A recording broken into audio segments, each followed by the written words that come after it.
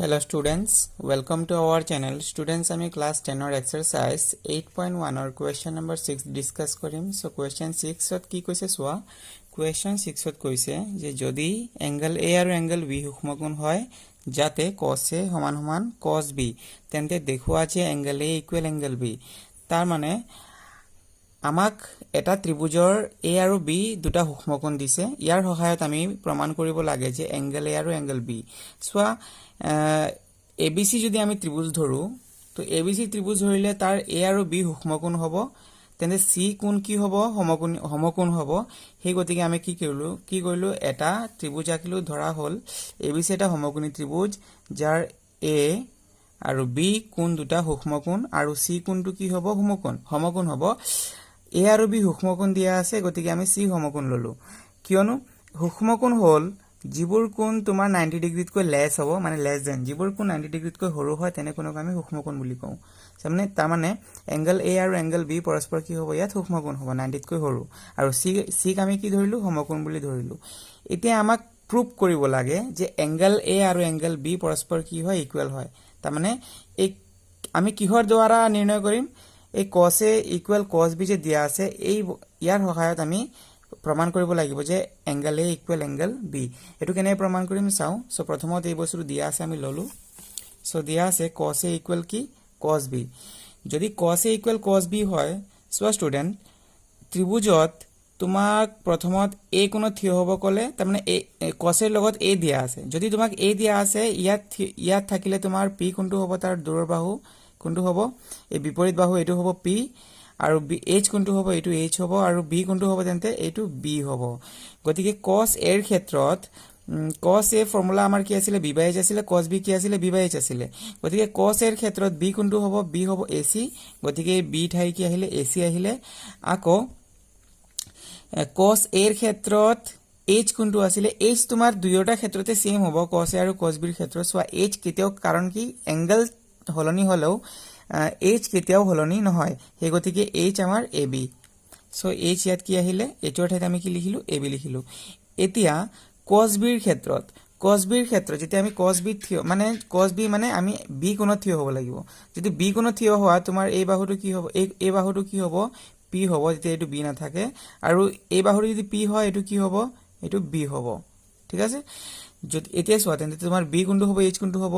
তে B cos B equal কি হয় B/H হয় আৰু B হ'ল তোমাৰ BC এই গতিকে আমি ইয়াত BC লিখিলো আৰু H কি আছে তোমাৰ H আছে AB গতিকে AB লিখিলো এতিয়া সোৱা ভালকে এই দুয়োটা ভগ্নাংশৰ AC/AB ইকুৱেল BC/AB ৰ মাজত এই AB ক আমি both side ক্যান্সেল কৰিব পাৰো যদি ক্যান্সেল কৰো কি থাকে AC ইকুৱেল কি থাকিব BC থাকে যদি AC ইকুৱেল BC হয়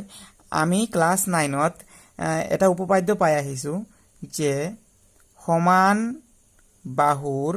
বিপৰীত ফালৰ কোণবোৰ পৰস্পৰ কি হয় সমান হয় তাৰ মানে সোৱা এই ABC ত্ৰিভুজত তোমাৰ আমি ইয়াত কি পালো এই AB আৰু AB ক্যান্সেল কৰিলে AC ইকুৱেল BC হ'ল তাৰ মানে আমাৰ AC আৰু BC সমান হ'ল তাৰ মানে এই AC এই বাহু আৰু এই বাহু পৰস্পৰ কি দেখালো আমি বৰ্তমান সমান দেখাব পাৰিলো তাৰ মানে AC ইকুৱেল BC হৈ গল তোমালোকে জানা যে ক্লাস 9 ত আমি উপপাদ্য শিকিছিলো যে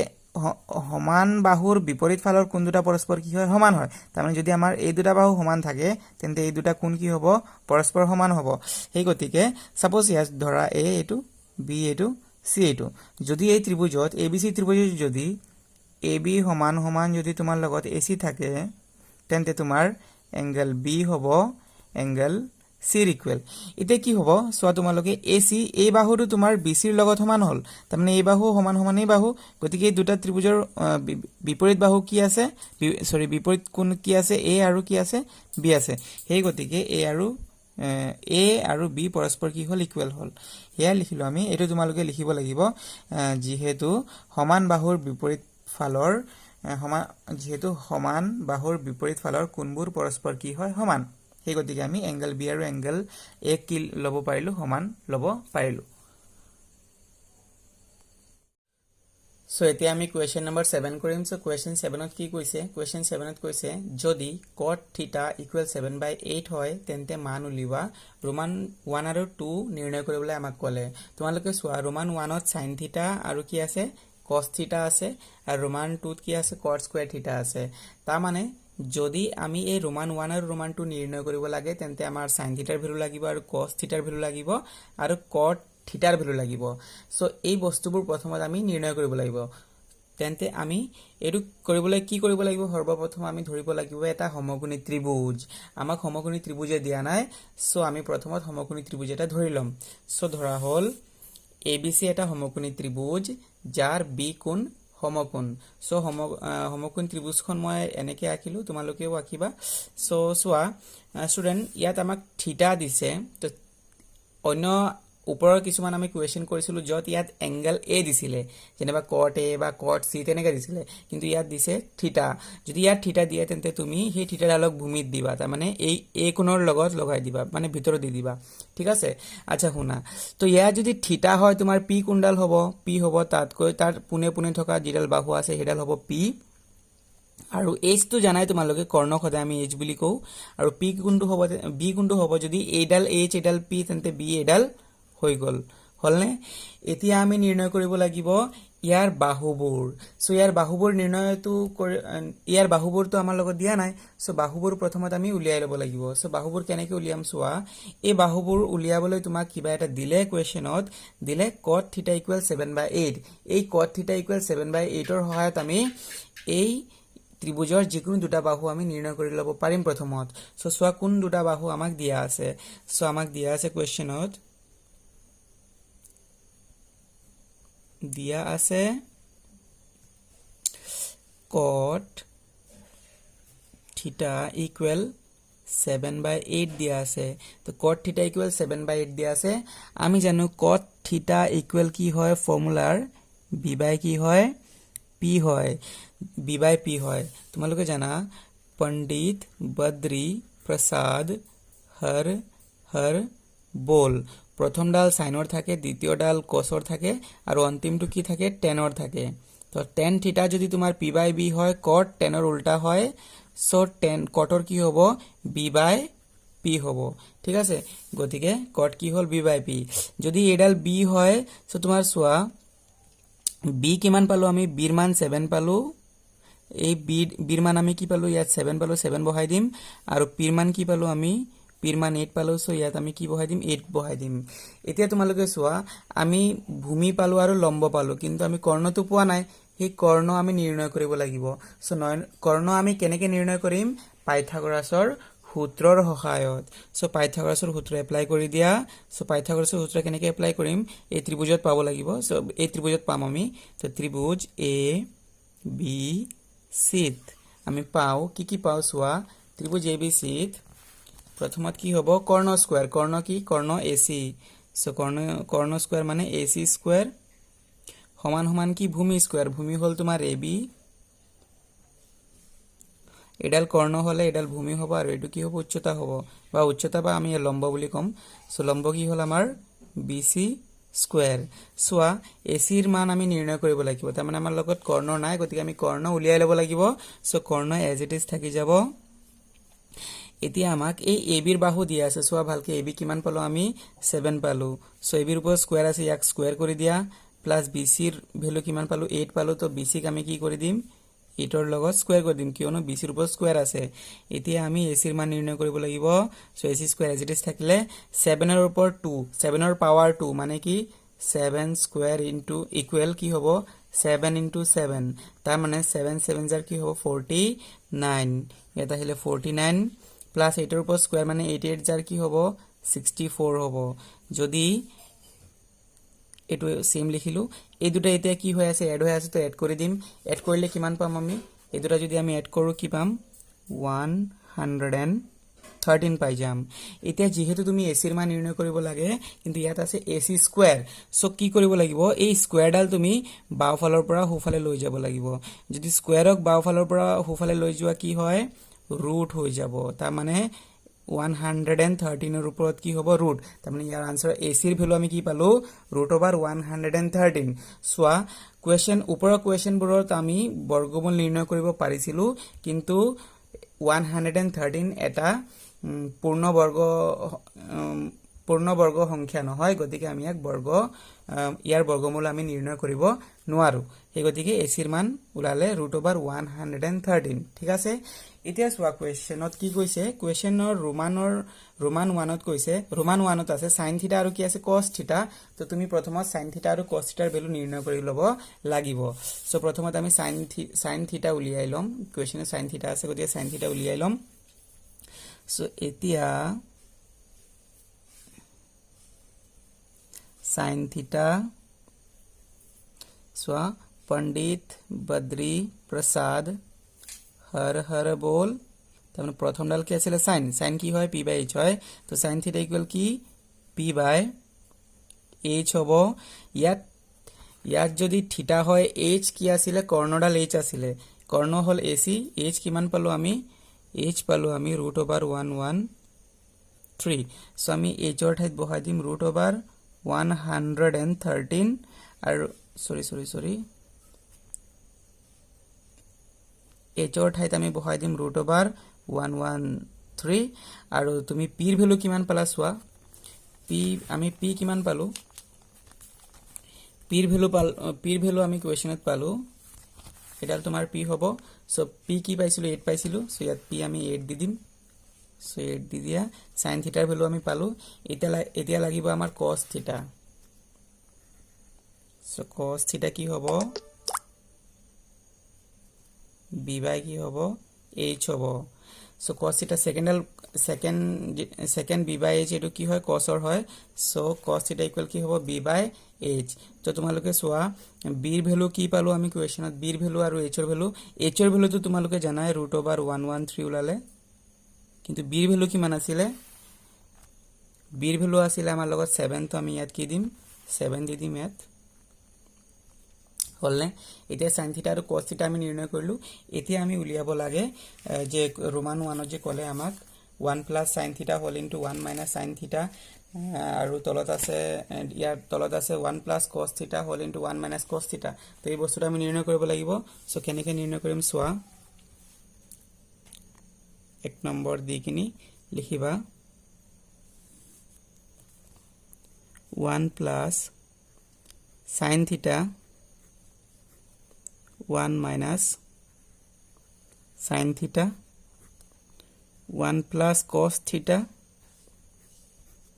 1 cos θ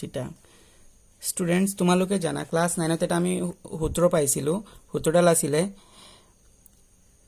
a plus b whole into a minus b সমান সমান কি আছিল a square minus b square যদি কোৱেশ্চন ডাল চাবলৈ তেনেকে হয় আমি তাক a square minus b square লৈ পৰিৱৰ্তন কৰিব পাৰো এতিয়া তোমালোকে সোৱা এই 1 আৰু 1 সেম হয় তাৰমানে ইয়াত থকা a আৰু a সেম আছিল গতিকে ইয়াক আমি a square লিখিব পাৰিলো আৰু ইয়াত সোৱা 1 আৰু 1 সেম হয় গতিকে আমি ইয়াক কি লিখিব পাৰো 1 square লিখিব পাৰো আকৌ সূত্ৰত কি আছে মাইনাস দি দিয়া ইয়াত সোৱা sin θ সেম হয় তাৰমানে b আৰু b সেম হয় গতিকে sin θ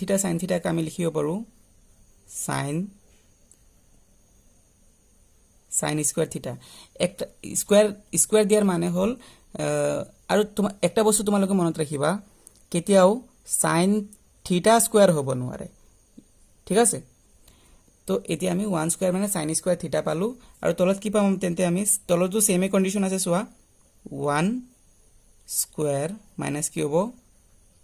cos স্কয়াৰ θ হলনে এতিয়া আমি ভ্যালুখিনি বহাই দিম 1 ৰ ওপৰ স্কয়াৰ মানে কি বুজা 1 দুবাৰ ইনটু কৰিব লাগিব সো 1 1 জাৰ কি হ'ব 1 হ'ব মাইনাস sin স্কয়াৰ θ সাইনৰ ভ্যালু আমি কি পাইছিলো কোৱেশ্চনত sin θ ৰ ভ্যালু পাইছিলো আমি 8 by √113 সো ইয়াত কি লিখিম আমি 8 by √113 আৰু ইয়াত 1 1 জাৰ কি হ'ব 1 হ'ব মাইনাস cos স্কয়াৰ cos ৰ ভ্যালু কি পাইছিলো cos আৰু ইয়াত যেহেতু সাইনৰ ওপৰ স্কয়াৰ আছিল গতিকে ইয়াত কি দিব লাগিব তুমি স্কয়াৰ দিব লাগিব আৰু ইয়াত cos θ ৰ ভ্যালু কি আছিল cos θ ৰ ভ্যালু আছিল 7 by √113 সো ইয়াত দিবা 7 by √113 3 ইয়াৰ ওপৰত কি আছে ষ্টুডেন্টস cos থিটাৰ ওপৰত সোৱা স্কয়াৰ আছে গতিকে এই নম্বৰডালৰ ওপৰত কি দিব লাগিব তুমি স্কয়াৰ দিব লাগিব এতিয়া ইয়াক আমি তেনেকৈ লিখিব পাৰো নে 1 মাইনাস এই বস্তুৰ ওপৰত এই পুৰা নম্বৰটোৰ ওপৰত স্কয়াৰ আছে তাৰ মানে 8 ৰ ওপৰতো স্কয়াৰ আছে যেতিয়া 8 ৰ ওপৰত স্কয়াৰ আছে তাৰ মানে 8 8 জাৰ কি হ'ব 64 হ'ব আৰু যেতিয়া √113 ৰ ওপৰত স্কয়াৰ আছে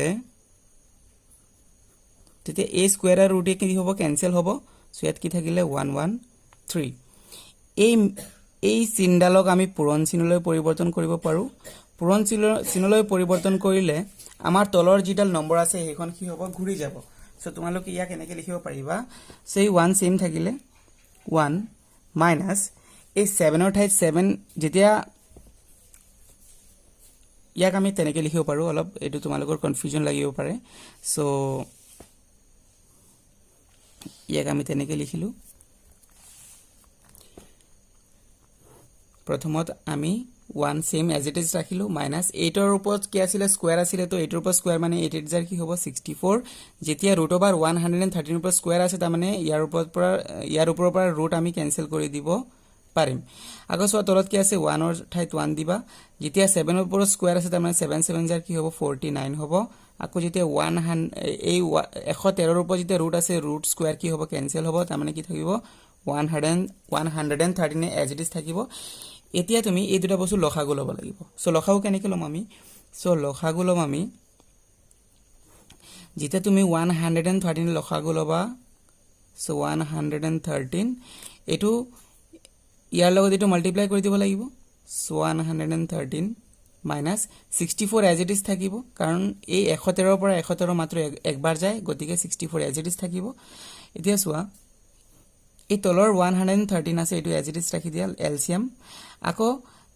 এডালৰ লগত এডাল পূৰণ কৰি দিয়া 113 ৰ লগত 113 মাইনাস 49 এজ ইট ইজ থাকিব ওকে এই 113 ৰ লগত 113 কেনসেল গল তোমাৰ থাকিলে 113 ৰ পৰা 64 গলে কি থাকিব 49 থাকিব আৰু 113 ৰ পৰা 49 গলে কি থাকিব 64 থাকিব okay I hope it's clear এটা ৰোমান 2 আমি কৰিম সো ৰোমান 2 ত কি কৈছে সোৱা ৰোমান 2 ত কৈছে cot স্কয়াৰ থিটা তোমাক দিছে cot স্কয়াৰ থিটা সোৱা ষ্টুডেন্টস cot স্কয়াৰ থিটা cotৰ ভ্যালু আমি এক্সট্ৰাকে উলিয়াব নালাগে এই cot আমাক কোৱেশ্চনতে দিয়া আছে কোৱেশ্চনত সোৱা cot থিটা ইকুৱেল কি আছে 7/8 আছে গতিকে তুমি ইয়াত কি বহাব পাৰা 7/8 বহাই দিব পাৰা